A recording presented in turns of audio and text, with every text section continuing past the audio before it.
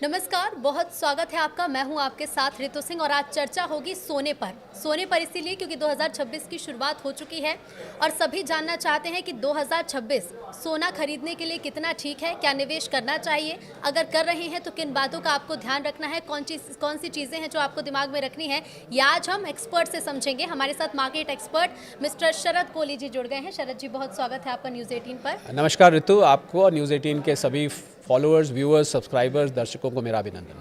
बिल्कुल, तो शरद जी, सबसे पहला सवाल तो यही बनता है कि 2026 क्योंकि शुरू हो चुका है, गोल्ड में निवेश के लिए 2026 कितना सेफ रह सकता है? देखिए, उतार चढ़ाव तो बहुत देखने को मिलेंगे और जो लोग गोल्ड सिल्वर में इंटरेस्ट रखते हैं, अगर गोल्ड की बात हो रही है, पहले गोल्ड की करता हूँ, तो उतार चढ़ाव आपको मिलेंगे। क्योंकि क्या होता है कि गोल्ड को समझने के लिए हमें ये देखना होगा कि गोल्ड में कौन लोग निवेश करते हैं। गोल्ड में दुनिया भर के सेंट्रल बैंक्स निवेश करते हैं, जो कि बड़ी मात्रा में गोल्ड खरीदते हैं। और गोल्ड आपको पता ही होगा ज्वेलरी बनाने के काम आता है, तो आप महिलाएं, आपसे बेहतर कौन जानेगा। और एक बड़ी मात्रा ऋतु गोल्ड में डेरिवेटिव होता है। डेरिवेटिव का मतलब इसको बोलते हैं सट्टेबाजी होती है। सट्टेबाजी का अर्थ है, मैं दर्शकों के लिए आसान करके बता देता हूँ कि एक कमोडिटी एक्सचेंज होता है, उसको हम MCX भारत में बोलते हैं, मल्टी कमोडिटी एक्सचेंज। अमेरिका में इसको कॉमेक्स बोलते हैं, कमोडिटी एक्सचेंज। तो इसमें जब आप सोना खरीदते और बेचते हैं तो ऐसे नहीं खरीदा जाता कि आपने मेरे से खरीदा तो मैंने आपको 10 ग्राम सोना दे दिया, मैंने आपको बेचा तो 10 ग्राम आपसे ले लिया, वगैरह वगैरह। ऐसे नहीं चलता है।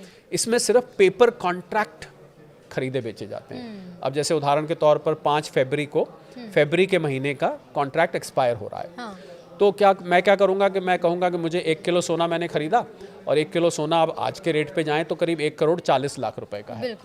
तो मैं क्या करूंगा कि सिर्फ 20% दे के और 1 किलो सोने का कॉन्ट्रैक्ट ले लूंगा। और जैसे ही वो 5 फरवरी आएगी, अगर वो 1,40 से ऊपर चला गया तो मुझे मेरा मार्जिन प्रॉफिट मिला के वापस मिल जाएगा, और अगर नीचे चला गया तो मेरे मार्जिन में से उतना काट लेंगे और मुझे बाकी वापस दे देंगे। तो ये मैंने इसलिए बताया कि ये जो उतार चढ़ाव इतना होता है, इसका एक कारण ये है कि ये बहुत बड़ी मात्रा में सोना जो है वो पेपर ट्रेडिंग के जरिए, पहले पेपर बोलते थे, आजकल तो वो डीमैट होता है, उसके ज़रिए वो कॉन्ट्रैक्ट किया जाता है। तो इसको ये देखना पड़ेगा कि 2026 में आपको, क्योंकि होता क्या है कि ऋतु, जैसे आप और हम चर्चा कर रहे हैं, जितनी ज़्यादा इसकी चर्चा होती है और सोशल मीडिया पे जितना आपको सोने और चांदी की वो ब्रिक्स थंबनेल्स में दिखाई देती हैं, तो उतना ज़्यादा इसमें लोगों का इंटरेस्ट बढ़ता है। और सेंट्रल बैंक्स तो मैंने आपको बताया पहले ही खरीद रहे हैं। तो आपके सवाल का मैं अब सीधा जवाब दूं तो मुझे सोने का लॉन्ग टर्म ट्रेंड ऊपर को दिखाई देता है।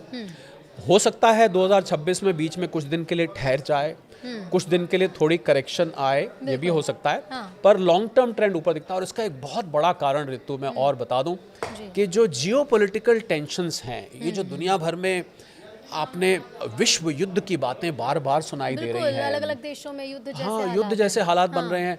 अभी ट्रम्प साहब ने वेनेजुएला के लीडर को उठा लाया वहां से, और ईरान में चल ही रहा है। बिल्कुल, रूस यूक्रेन तो और घमासान हो चुका है। इनफैक्ट मैं, क्योंकि जो लोग, और तो एक मजेदार बात मैं पहले बताऊं, जो लोग सोने और चांदी में इंटरेस्ट रखते हैं, उनको अंतर्राष्ट्रीय खबरों पर बहुत पैनी नजर बना के रखनी चाहिए। और मैं ये भी जोड़ दूं आपके चैनल पे कि भारत की जो इकोनॉमी के पैरामीटर्स होते हैं, पैमाने होते हैं, वो सोने और चांदी को ना के बराबर प्रभावित करते हैं। इस बात, ये बहुत इंपॉर्टेंट बात है। यानी कि भारत ने कोई आर्थिक नीति बनाई, बजट आया, अक्षय तृतीया आया, धनतेरस आया, शादी का सीजन आ गया, इससे सोने चांदी की कीमत में बहुत ही मामूली फर्क पड़ता है। हाँ, रुपया कमजोर हो तो थोड़ा यहाँ पर महंगा होता है। तो आप इन अंतर्राष्ट्रीय खबरों पर नज़र बना के रखिए। अगर वाकई में, मैं सबको आज ये हिदायत देना चाहूँगा, अगर आप सोने के शौकीन हैं और सोने में निवेश के शौकीन हैं, तो आपको अंतर्राष्ट्रीय खबरें आज से ही ट्रैक करनी शुरू कर देनी चाहिए। मैंने इसलिए जिक्र किया कि शायद कम लोग जानते हैं इस बात को कि रशिया के पास एक मिसाइल है, उसका नाम है ऑर्शनिक। और रशिया का एक पड़ोसी देश है, उसका नाम है बेलारूस। उसका बहुत घनिष्ठ मित्र है। उसने अपनी ऑर्शनिक मिसाइल को बेलारूस में, क्योंकि बेलारूस यूरोप के और नज़दीक है, वहाँ पर तैनात कर दिया है। और यूरोप के जो बड़े देश हैं, जिसमें फ्रांस में पेरिस उसका कैपिटल है, यूके का कैपिटल लंदन है, जर्मनी का कैपिटल बर्लिन है, पोलैंड का कैपिटल वॉर्सो है, मैं 4 नाम ले रहा हूँ, और भी देश हैं, उसने इसको निशाना साध दिया है उन देशों की तरफ और ये मिसाइल न्यूक्लियर हेड कैरी करती है। आप समझ सकते हैं कि कितनी खतरनाक परिस्थिति है। हम लोग ना यहाँ पर क्या है ऋतु, हम लोग अपने देश की खबरों में इतने खो जाते हैं। इंटरनेशनल मामलों में ध्यान ही नहीं दे रहे। लालू प्रसाद जी क्या कर रहे हैं, तेजस्वी क्या कर रहे हैं, अखिलेश जी क्या कर रहे हैं, हमारे नीतीश बाबू क्या कर रहे हैं, हमारे छत्तीसगढ़ में क्या हो रहा है, एमपी में क्या हो रहा है, राजस्थान में, कि हम अंतर्राष्ट्रीय खबरों को भूल ही जाते हैं, जबकि दुनिया तो बहुत बड़ी है। तो मुझे लग रहा है सोने चांदी के निवेशकों को और ट्रेडर्स को अगर वो अंतर्राष्ट्रीय खबरें नहीं खंगाल रहे तो वो हमेशा ही असमंजस में बने रहेंगे, उनको कुछ नहीं पता लग पाएगा कि क्या खबरों को देखकर वो कैसे समझे। जैसे आप तो मार्केट एक्सपर्ट है तो बता देंगे कि चलिए 2026 कितना सेफ है या फिर सोने में निवेश कितना सेफ है। लोगों ने देखना शुरू भी किया है तो वो उससे कैसे आकलन कैसे करें कि निवेश ठीक है या नहीं? बहुत आसान है ऋतु, बहुत आसान है। जब जब आपको लगे कि ये जियोपॉलिटिकल टेंशन बढ़ रही है, जब आपको लगे एक मिसाइल चली, एक रॉकेट चला, ईरान के लीडर ने ये स्टेटमेंट दिया, पुतिन साहब ने कहा मैं छोड़ूंगा नहीं, ट्रंप साहब ने कहा कि अब तो मैं लेकर रहूंगा ग्रीनलैंड को, तो जब जब आपको इस प्रकार की स्टेटमेंट सुनाई दें, समझ लीजिए सोना खुश हो रहा है। खुश हो रहे का मतलब है कि समझ लीजिए कि सोना ऊपर जा रहा है। तो कुल मिला के अगर दूसरी भाषा में कहे तो जब जब जियोपॉलिटिकल टेंशन बढ़ेगी, सोना और चांदी आपको ऊपर जाते हुए दिखाई देंगे। तो एक तो दर्शक इस बात का ट्रैक रख सकते हैं, एक और वो ट्रैक रख सकते हैं, डॉलर को भारतीय रुपए के खिलाफ नहीं, पर बाकी 4 करेंसीज का मैं नाम ले रहा हूँ, Swiss franc, euro, Japanese yen और ब्रिटिश पाउंड। इन 4 करेंसीज के खिलाफ अगर आपको डॉलर कमजोर होता दिखाई दे, समझ लीजिए सोना रॉकेट होने के लिए तैयार है। तो ये दर्शकों को नोट कर लेना चाहिए कि भारतीय करेंसी के अलावा जो 4 आपने नाम बताया, अगर इनके खिलाफ डॉलर जा रहा है तो कमजोर हो रहा है। और पिछले 1 साल में ऋतु मैं बताऊंगा, पिछले 1 साल में 50 साल में सबसे ज्यादा गिरावट इन 4 करेंसीज के खिलाफ आई है। रुपए के मुकाबले तो 90 से ऊपर चल रहा है। मुझे लगता है कि कोई दर्शक ध्यान भी नहीं देते होंगे कि दुनिया में क्या चल रहा है, और हम सोने में अगर निवेश करें तो हमें किन चीजों पर ध्यान देना है। बहुत काम की चीज यही बताना। और एक खबर और पर नजर रखें, अगर कहीं से रख सका, मुझे लगता है न्यूज़ 18 से बढ़िया कोई प्लेटफॉर्म नहीं है जो आपको ये बताएगा। आप ये ध्यान रखिए कि सेंट्रल बैंक्स दुनिया के, सेंट्रल बैंक कहते हैं जैसे भारत में रिजर्व बैंक है, अमेरिका में फेडरल रिजर्व है, इंग्लैंड में बैंक ऑफ इंग्लैंड है, अगर ये सेंट्रल बैंक्स कभी भी अपने सोने के भंडार बेचने शुरू करते हैं तो आपको एक निवेशक के तौर पे उसमें से पतली गली में से बाहर निकल जाना चाहिए। आपको बेच के एक तरफ हो जाना चाहिए, क्योंकि ये बहुत बड़ी मात्रा में बेचेंगे और एकदम प्राइस करेक्शन आ सकता है। तो मैंने देखिए आपको 3-4 ऐसे पैमाने बता दिए हैं। अगर आप न्यूज़ खंगाल के या न्यूज़ 18 के जरिए अगर आप ये निकाल लें तो आप हमारा सिर्फ पॉडकास्ट देख लीजिए, आप समझ जाएंगे कि गोल्ड में निवेश कितना सेफ है। अच्छा, भारतीय बाजार की अगर हम बात करें, क्योंकि खरमास खत्म होने वाला है, शादी का सीजन शुरू होगा। हालांकि जिनकी शादी होने वाली उन्होंने तो गोल्ड खरीद लिया होगा, लेकिन उसके बाद हम देखते हैं कि शादी का सीजन शुरू हो जाता है तो गहने खरीदने वाले लोगों की संख्या बढ़ जाती है। सब अपनी बच्ची को गहने देना चाहते हैं, गोल्ड में निवेश भी करते हैं। और आजकल तो लोग, महिलाएं खासतौर पर जो हमें देख रही होंगी, वो तो ये समझ रही होंगी कि महिलाओं के लिए निवेश मतलब है गहने खरीद लो कि उनको पहन भी लो, और उसके बाद जब रेट बढ़ेंगे तो उसके भी बढ़ जाएंगे। इसका बाजार पर कितना असर पड़ता है? जब शादी का सीजन आ जाता है तो बाजार में तेजी आएगी क्योंकि रेट भी बढ़ रहे हैं, या फिर रेट बढ़ रहे हैं तो इस बार बाजार थोड़ा सा कमजोर नजर आएगा भारतीय बाजार? कुछ 100 रुपए का फर्क पड़ता है भारत में शादी के सीजन से। और शादी वालों को तो मैं सलाह दूंगा, अब तो बड़े बड़े ज्वेलरी ब्रांड जो हैं उन्होंने ऋतु लो कैरेटेज ज्वेलरी निकाल दी है। आप 22 कैरेट का मत लीजिए, आप 18 का ले लीजिए, 9 का ले लीजिए, आप 14 कैरेट का ले लीजिए, आप उससे ले सकते हैं। ज्वेलरी में निवेश नहीं करना चाहिए, क्योंकि ज्वेलरी को आप निवेश करेंगे तो आपका मेकिंग चार्जेस कट जाएगा और आपकी उसमें इम्प्योरिटी, जिसको गांव की भाषा में खोट कहते हैं, वो खोट निकाल दी जाती है, तो उससे आपका रिटर्न उसमें कम हो जाता है। तो अगर आपको गोल्ड लेना है निवेश के लिए तो आप बिस्किट्स ले सकते हैं, कॉइन्स ले सकते हैं, और सबसे अच्छा तरीका तो ऋतु ETF है। तो जहाँ तक आपने शादी की बात करी, मुझे लग रहा है आप शादी जो लोग कर रहे हैं उनको समझ में आ गया है कि भैया अगर किसी ने अपनी बेटी को मान लीजिए 5 तोले देना था, 50 ग्राम देना था, अब वो बेचारे 10 ग्राम ही मुश्किल से खरीद पा रहे हैं या 20 ग्राम खरीद पा रहे हैं। तो कोई बात नहीं, मुझे लग रहा है, देखिए तो आप ये बात मानेंगे, आप महिलाएं, आप इस बात से कुछ को समझ सकती हैं। आप जब शादी में पहन के जाते हैं और रील बनानी होती है, फोटो खिंचवानी होती है, थोड़ी ना कोई पूछता है ये मैडम जरा बताइए कितने कैरेट का आपने पहना हुआ, ऐसे कौन पूछता है। आपने उस टाइम सजा और आपने उसको फोटो वोटो खिंचवाई, रील खिंचवाई, तो आप गहने को लो कैरेटेज का हालांकि रखिए। देखिए गहने का मुझे भी बड़ा शौक है, लेकिन अब मुझे लग रहा है इस पॉडकास्ट के बाद कि गहने से अच्छा है कि गोल्ड बार मैं खरीदूं। अच्छा, डिजिटल गोल्ड फिजिकल गोल्ड कितना अलग होता है, मतलब इसमें कैसे लोग डिफरेंस समझे कि निवेश कहाँ पर करना ठीक है? मुझे लग रहा है सबसे अच्छा निवेश का जो इस समय सोने में एरिया है वो ETF है, एक्सचेंज ट्रेडेड फंड।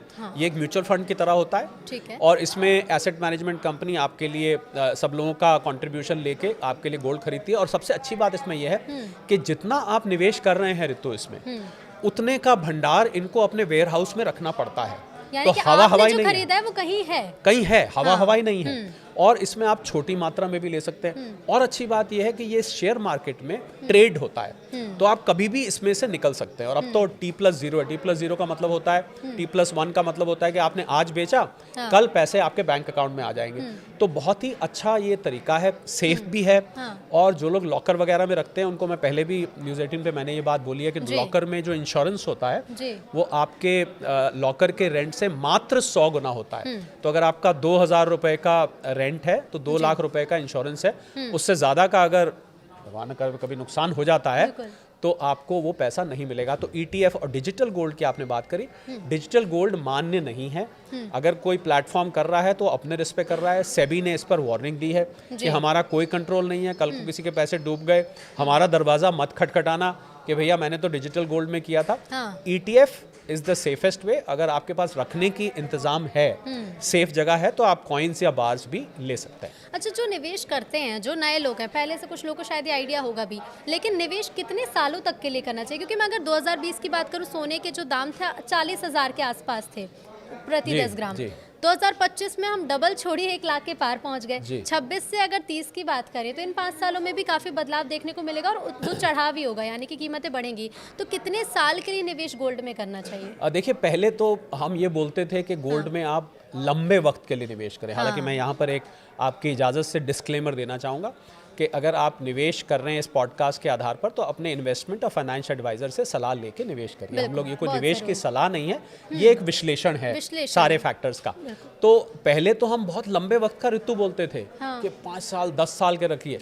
अब मैंने तो 2 साल और 5 साल के लिए भी आप रखेंगे तो आपको ये बहुत अच्छा रिटर्न देगा, क्योंकि अंतर्राष्ट्रीय परिस्थिति, ये जो मैंने शुरू में 3-4 फैक्टर बताए, ये इस प्रकार की बन रही। और मैंने तो ऋतु एक नई चीज इजाद की है, उसका नाम है TMI। आप गेस भी नहीं कर सकते कि वो क्या चीज हो सकता है। Trump mood index. ये आप अगर ECG का ग्राफ भी प्लॉट करेंगे ना, तो आप ECG का ग्राफ देखिए, ऐसे ऐसे ऐसे ऐसे ऐसे होता है। पर ट्रम्प मूड इंडेक्स इससे भी ज्यादा वॉलेटाइल होती है। ट्रम्प साहब का सुबह पता नहीं क्या करते हैं, अगले दिन सुबह कुछ और बयान दे देते हैं, दोपहर को कुछ और कर देते हैं। तो ट्रम्प साहब जिस तरीके से निर्णय ले रहे हैं, मुझे लग रहा है गोल्ड और सिल्वर के लिए तो देखिए, तो मैं ये बात कहना चाहूँगा, जिन लोगों ने गोल्ड और सिल्वर में पैसा कमाया है पिछले 1 साल में, बहुत कमाया है, उन लोगों को ट्रम्प साहब को एक धन्यवाद तो बनता है। बाकी उन्होंने जो भी किया है, शरद जी, के लोग सुबह उठे सबसे पहले न्यूज़ 18 लगाकर देख ले कि ट्रम्प साहब का आज मूड क्या है, कल उन्होंने क्या किया है, और फिर गोल्ड में और मैं तो कहूँगा आप एक TMI बना दीजिए, जो मैंने निजात की है, ट्रम्प मूड इंडेक्स। इस इंडेक्स में मैं बड़ा कुछ रखता हूँ, उनकी टैरिफ की अनाउंसमेंट्स, उनकी दूसरे ग्रीनलैंड लेने की अनाउंसमेंट, उनकी कभी टेढ़ी नज़र क्यूबा पे, मेक्सिको पे, कोलंबिया पे हो जाती है, कभी ईरान को धमकी देते हैं, कभी भारत के लिए कहते हैं मोदी जी ने मुझे फ़ोन क्यों नहीं किया, वगैरह वगैरह। तो ये मूड इंडेक्स जो है बड़े काम की है, और ये भी आपको सोने चांदी की कीमतों को एनालाइज करने में मदद करेगी। अच्छा, कुछ अच्छा हो जाता है तो बोलते हैं ना कि अरे उस व्यक्ति की तो चांदी हो गई, लेकिन इस वक्त चांदी की भी खूब चांदी हुई पड़ी है। हम देख रहे हैं कि चांदी की कीमतें भी सोने जैसे तेज़ी से बढ़ रही हैं। तो क्या चांदी का इतनी ज़्यादा कीमत बढ़ने के पीछे का कारण क्या है? मतलब अभी तक तो चांदी लोग यही देखते हैं कि चलो गहने बनवा लिए, इससे ज़्यादा चांदी के सिक्के खरीद लिए, चांदी निवेश के लिए खरीद ली कि भविष्य में कुछ बनवाएंगे तो ले लेंगे, लेकिन चांदी की असली खपत होती कहाँ है? इतनी महंगी जो चांदी हो रही है उसके पीछे का क्या कारण है? देखिए, पहले तो सोने और चांदी को मैंने कुछ प्लेटफॉर्म पे भाई बहन बोला कि भाई चलता है आगे, पीछे पीछे बहन भी चलती हैं, और वो सोने को पुलिंग बोलते हैं, वो स्त्रीलिंग है, बोलते सोना गया चांदी गई। तो मैं तो भाई बहन मानता था, पहले एक साथ चलते थे, कभी वो आगे कभी ये आगे। अब कुछ दिन से इनकी राह थोड़ी अलग हो चली है। तो चांदी में एक बड़ी बात ये हुई है कि चांदी जिन चीज़ों में इस्तेमाल होती है, उन प्रोडक्ट्स के डिमांड एकदम से बढ़ रही है। 3 चीज़ों के मैं नाम लेना चाहूँगा। सोलर सेल्स, हालांकि और भी चीज़ों में होती है, एक इलेक्ट्रिक व्हीकल्स, और उससे भी ज़्यादा ऋतु जिसमें सबसे ज़्यादा डिमांड आ रही है AI डेटा इक्विपमेंट, ये तो चिप्स वगैरह बनते हैं ना जो आर्टिफिशियल इंटेलिजेंस में अमेरिका की सबसे बड़ी कंपनी है NVIDIA वो बनाती है, उसमें चांदी का इस्तेमाल होने लगा है। तो जब से AI डेटा इक्विपमेंट और इलेक्ट्रिक व्हीकल्स का प्रचलन बढ़ गया है तब से चांदी की डिमांड बढ़ गई। और चांदी के बारे में आपको एक मैं जानकारी दे दूं कि जितनी चांदी खनन की जाती है, माइन करी जाती है, उस चांदी में से आधी चांदी लगभग खत्म हो जाती है। तो ये कहाँ जाती है और ये नहीं, वो चांदी तो इतनी? अब आप लगाए, आपने अगर सोलर सेल में लगा दी हाँ। तो सोलर सेल बना के आपने छत पे लगा दिया तो सालों तक लगा हुआ है। हाँ, यानी और कि अगर किसी जितना उसका उत्पादन हो रहा है उससे आधी खपत होती जा रही खपत होती वो खत्म हो जाती है। अब आपने चिप में लगाई तो चिप तो लग गया किसी मान लीजिए लैपटॉप में या किसी चीज़ में या AI डेटा, तो वो तो कितने साल के लिए लग गया, वो चांदी समाप्त हो जाती है। तो बची हुई जो 50% चांदी है उसी में निवेश होता है। और चांदी के बारे में मैं ऋतु एक बात और, जो मैंने शुरू में स्पेकुलेटिव और डेरिवेटिव की बात की थी, 1 किलो चांदी के पीछे, ध्यान दीजिएगा इस बात पे, बहुत बड़ी बात है ये, 1 किलो चांदी के पीछे 356 गुना उसमें सट्टेबाजी होती है। यानी कि चांदी असल में 1 किलो है तो उसके जो स्पेकुलेटिव कॉन्ट्रैक्ट्स है वो 356 गुना होते हैं। इसीलिए चांदी में आपको इतना ज़्यादा उतार चढ़ाव दिखता है। तो चांदी में सोने से ये फ़र्क है कि वो एक तो कंजम्पशन के लिए यूज़ होती है और उसके हाल में ऋतु क्या हुआ है, शॉर्टेज महसूस हो रही है। ये जो कंपनियां हैं, AI डेटा इक्विपमेंट की कंपनी है, इलेक्ट्रिक व्हीकल्स की कंपनी है, ट्रम्प साहब भी इसको लेके बहुत परेशान हैं। अच्छा। उन्होंने वेनेजुएला में सोने चांदी के रिजर्व्स भी हैं तेल के अलावा। तेल के पीछे उन्होंने वहाँ के मडूरो साहब को, आपको पता ही है सारा किस्सा, वो सोने चांदी के रिजर्व्स पर भी उनकी नज़र है। और चाइना ने क्या किया है कि चांदी को जो 17 रेयर अर्थ मिनरल्स होते हैं इसको 18वां बना दिया है। और ऐसा पता लगा है कि चांदी को चाइना दबा के बैठ गया है। उसको पता है कि ये ऐसी चीज़ है जो कल को नहीं मिली तो इनकी टेस्ला, इनकी NVIDIA, इनकी ये कंपनियों को दिक्कत हो जाएगी। तो ये चांदी का खेल जो है वो थोड़ा सा अब सोने से अलग हो चला है। परंतु मैं ये बात कहना चाहूँगा, भले ही चांदी ने पिछले साल सोने से डबल से भी ज़्यादा रिटर्न दिया है, फिर भी मैं मानता हूँ कि सोना ज़्यादा सॉलिड है, सोना ज़्यादा ठोस है और सोना ज़्यादा रोबस्ट है और सोना आपको इतना ज़्यादा वॉलेटाइल नहीं दिखेगा। चांदी जो है बिल्कुल बहुत उतार चढ़ाव भरी दिखती है क्योंकि उसमें सट्टेबाजी पहले से ज़्यादा होने लगी। तो चांदी में कितना सेफ है? सोना ज़्यादा आप बता रहे हैं बेहतर है फिर निवेश के लिए, चांदी में निवेश करना कितना सेफ है? और क्या ध्यान में चीज़ें रखनी चाहिए कि अगर चांदी खरीद रहे हैं या फिर निवेश के पर्पज़ से खरीद रहे हैं तो कौन सी चीज़ों को ध्यान में रखना? देखिए, पहली बात तो चांदी में भी ETF ही माध्यम बेस्ट है, क्योंकि अच्छा। चांदी का तो अगर आप फिजिकल फॉर्म रखेंगे तो आप 10 किलो अगर चांदी लेंगे तो आपको एक कमरे से दूसरे कमरे में उठा के रखना ही मुश्किल हो जाएगा, तो इतनी भारी हो जाएगी। तो ETFs ही बेस्ट हैं। और देखिए, वैसे तो निवेश की सलाह, जैसा मैंने कहा कि आप अपने इन्वेस्टमेंट और फाइनेंशियल एडवाइजर से पूछ के लें, परंतु अगर कोई पोर्टफोलियो बना रहा है तो उसमें अभी भी मुझे लगता है 60-70% गोल्ड रखना चाहिए और 30-40% से ज़्यादा चांदी नहीं रखनी चाहिए, क्योंकि चांदी थोड़ा रिस्की ज़्यादा है। और क्योंकि इसमें सट्टेबाजी ज़्यादा है तो एक हम शब्द इस्तेमाल करते हैं ऋतु, आपने भी सुना होगा कि बबल बन जाता है। तो थोड़ा सा बबल चांदी में ज़्यादा है। और बाकी तो देखिए आगे मैं ये भी मानता हूँ ऋतु, ये सारी बात कहते हुए हम हालांकि बहुत डिटेल में पॉडकास्ट कर रहे हैं कि अंतर्राष्ट्रीय परिस्थितियां इस प्रकार से बदल रही हैं और इतनी रफ्तार से बदल रही हैं कि हम कुछ भी बात अभी कंफर्म तरीके से अगर कहते हैं तो वो हफ्ते 10 दिन बाद एकदम परिस्थिति बदल जाती है। तो इसलिए ये दर्शकों से मैं बहुत विनम्र निवेदन करूंगा कि हमने जितनी भी बात बोली है उसको आप अभी तो जहन में बसा लें, पर आप इन खबरों पर नजर रखें। हो सकता है जो मैंने बात बोली उसमें से परिस्थिति एकदम कुछ बदल जाए। ट्रम्प का मूड या फिर ठीक हाँ, वो TMI, वो जो ट्रम्प मूड इंडेक्स है, अगर वो मूड इंडेक्स ऊपर नीचे गई तो फिर ये परिस्थिति बदल सकती है। तो इसलिए आप सोच समझ के करें। और एक बात और मैं जो मैं कहना चाहूँगा कि लोगों ने, मैंने सुना ऋतु, लोगों ने अपनी प्रॉपर्टी बेच के, लोगों ने शेयर मार्केट में अपने शेयर्स बेच के, लोगों ने अपनी FDयां तोड़वा के सोने चांदी में पैसा लगा दिया। ऐसा नहीं करना चाहिए। एक इन्वेस्टमेंट की दुनिया में कहावत होती है, never put all eggs in the same basket. अपने सारे पैसे को एक ही जगह नहीं रखना चाहिए, फैला के रखना चाहिए। भले ही आपको चांदी ने 170% रिटर्न दिया है। गोल्ड का हिस्सा कितना होना चाहिए? मतलब आपके पोर्टफोलियो में गोल्ड और सिल्वर इन्वेस्टमेंट का कितना हिस्सा? मुझे लगता है कि टोटल इन्वेस्टमेंट पोर्टफोलियो किसी का है तो उसमें 20-25% से ज़्यादा चांदी सोना नहीं रखना चाहिए। भले ही इस टाइम वो नंबर 1 हीरो है और हीरोइन है, पर तब भी इससे ज़्यादा आपको नहीं रखना चाहिए। आपको अपनी इन्वेस्टमेंट्स को ऋतु फैला के रखना चाहिए। कुछ म्यूचुअल फंड में, कुछ अच्छा शेयर्स शरद जी, में। बिल्कुल ये सारी पोर्टफोलियो मैनेज करने की तो चीज़ें हैं ही, लेकिन एक चीज़ ये भी कि 5 वो बातें या 2 या 3 वो बातें जो गोल्ड इन्वेस्टमेंट में ध्यान में रखनी, जल्दी से वो भी बता दीजिए। पहली बात तो आप भाव आवेश में ना आए, हाँ। पहली बात। दूसरी बात, लंबे वक्त के लिए रखें। तीसरी बात, जब जब इसमें करेक्शन आए तो थोड़ा थोड़ा करके लें, सारा पैसा एक साथ ना लगाएं। और अगर आप लंबे वक्त के लिए ले रहे हैं, आखिरी बात, तो रोज रोज इसका रेट आप देखेंगे ना, तो क्या होगा, आपका मन करेगा आज प्रॉफिट बुक करके और कुछ पार्टी वार्टी कराएं, कहीं घूम फिर आएं, अब तो प्रॉफिट हो गया। ये काम अगर आप करेंगे, प्रॉफिट तो मिल जाएगा आपको क्योंकि ऊपर जा रहा है, पर आप बड़े प्रॉफिट से बिल्कुल अपने आप को महरूम कर लेंगे, बड़े प्रॉफिट से आप अपने आप को डिप्राइव कर लेंगे। तो जरूरी आप कि उन्हें इन्वेस्टमेंट करिए, थोड़े समय के लिए भूल जाइए उसे। लंबे वक्त के लिए इसको रखिए, बीच बीच में रेट चेक करिए, न्यूज़ 18 देखते रहिए, आपको रेट तो बिल्कुल। वैसे ही पता लगते रहते हैं। जी। बिल्कुल बिल्कुल शरद जी, बहुत शुक्रिया आपका Thank इस you so पॉडकास्ट much. में हिस्सा Thank you लेने so के लिए। तो उम्मीद है कि सोने चांदी से जुड़े हुए जितने सवाल होंगे इस पॉडकास्ट में आपको उन सभी के उत्तर मिल गए होंगे। नमस्कार।